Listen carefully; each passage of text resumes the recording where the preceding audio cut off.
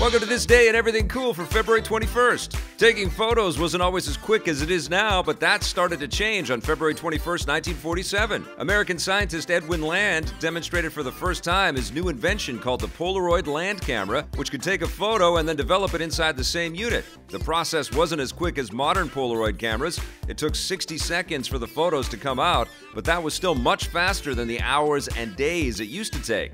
Land sold his invention through his company, the Polaroid Corporation, and it was a big hit. Polaroid cameras and traditional cameras in general have since fallen from favor thanks to the rise of digital photography and smartphones, but they still have their fans.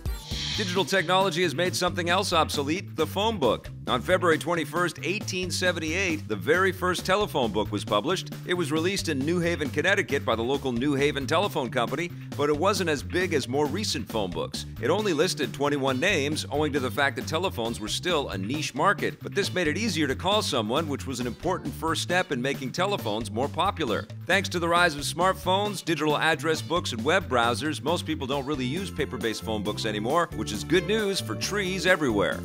Nintendo embraced a new kind of digital technology on February 21st, 1993. The first Starfox game was released on the Super Famicom in Japan, wowing gamers with its 3D presentation.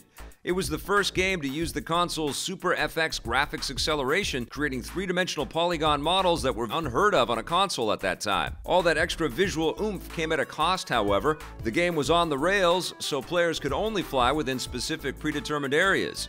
The trade-off worked, and Starfox was a huge hit. The game found its way to the rest of the world on the Super Nintendo a few months after its release in Japan, and Nintendo followed it up with a series of sequels and spin-offs for other platforms.